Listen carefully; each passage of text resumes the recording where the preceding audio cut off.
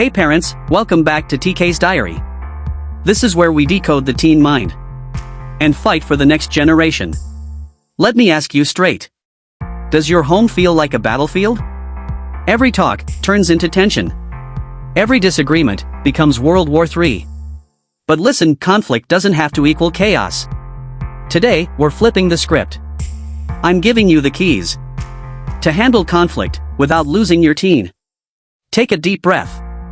This one's for every parent who's tired of the war and ready for peace. All right, let's get right into it. If you're a parent of a teenager, you know the drill. Conflict can feel like it's just part of the daily routine. You get the slammed doors, the raised voices, and honestly, it can be completely draining.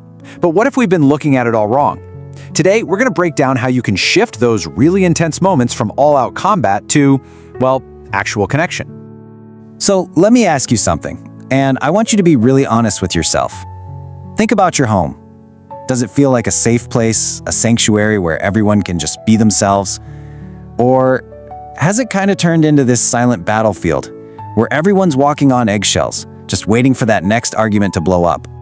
And this is why it all matters so much. It's so easy to get caught up in being right, improving our point. But we can completely miss what's actually at stake here, because winning one little argument is a pretty hollow victory if it ends up costing you the long-term relationship with your kid.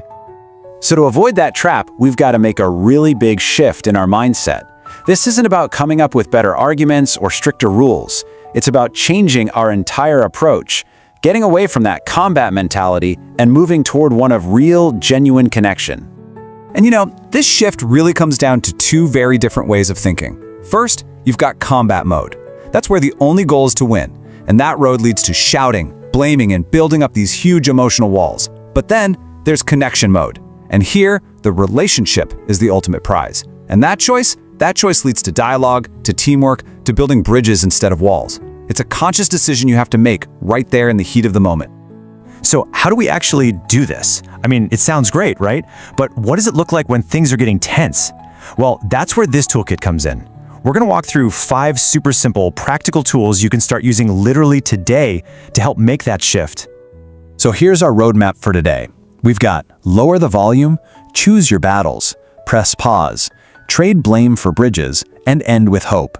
Every single one of these is a step away from that battlefield and a step closer to your teen. So let's break them down. First up, and this one's huge, lower the volume. It is so tempting to raise our voice when we feel like we're not being heard, but it actually does the exact opposite of what we want. Shouting doesn't show you're in charge, it just shows you've lost control of the situation, and let's be honest, of yourself. The second our volume goes up, our teen's ears just shut down. A calm, quiet tone is disarming. It invites a conversation. It doesn't pour fuel on a fire. All right, on to tool number 2. This is all about saving your energy and your relationship.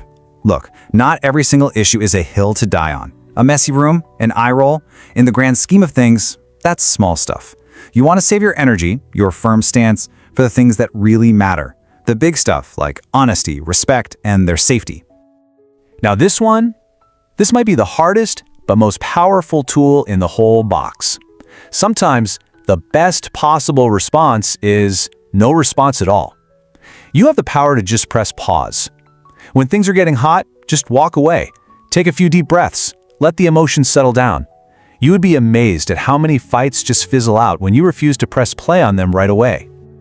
Okay, tool number 4 is a total game changer, and it's all about the words we use. Our words can either be like bricks, building a wall, or they can be planks, building a bridge. When we use those you statements, you always, you never, we're putting them on the defensive immediately. But if you can switch to I statements, you're not attacking them. You're just sharing how you feel. I mean, just listen to the difference here. You never listen. That's an attack, right? It's a wall. The conversation is dead on arrival. But what if you said, I feel unheard? See, that's an invitation. It's honest, it's a little vulnerable, and it actually opens the door for them to understand where you're coming from, instead of just putting up their defenses. That is how you build a bridge. And finally, and this is so important, always end with hope. After the argument is over, after things have cooled off, you have to circle back.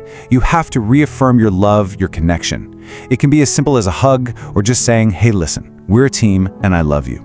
That simple act reinforces that the fight doesn't define your relationship. Your bond is so much stronger than the conflict. So as we start to pull all this together, it becomes pretty clear that we need to totally redefine what winning even looks like in our families. It's not about being the one with the last word or overpowering your kid. The true victory is something so much deeper and so much more important. Because this right here, this is the heart of it all. The real goal isn't to win against your teen, it's to win with your teen. It's about facing challenges together as a team and figuring out problems side by side. That's the only win that really truly matters. So let's just remember these three things. Conflict is gonna happen, but it doesn't have to feel like a war. Correcting our kids is part of the job, but it should never ever crush their spirit. And our home needs to be a safe harbor, not a battlefield. And I want to leave you with one last thing to chew on. A little twist. We spent all this time talking about our teens' behavior and how we should react. But what if the conflict, that knee-jerk reaction to go into combat mode, what if it isn't really coming from them at all? What if it's coming from our own stuff, our own stress as parents? Just something to think about. Here's the truth. Conflict isn't the real enemy. The way we handle it is. When you choose patience over power, listening over lectures, love over ego, your home shifts from a war zone to a peace zone. So here's your challenge. Next time conflict rises, don't just react. Pause. Respond with purpose. And in our next episode, you don't want to miss this one. What if the conflict in your home isn't even about your teen? What if it's about you? The wounds you've been carrying as a parent? That's where we're going next. So hit subscribe. Share this with a parent who needs hope. And remember, you're not just raising a teen. You're raising the next generation. Let's do it with wisdom.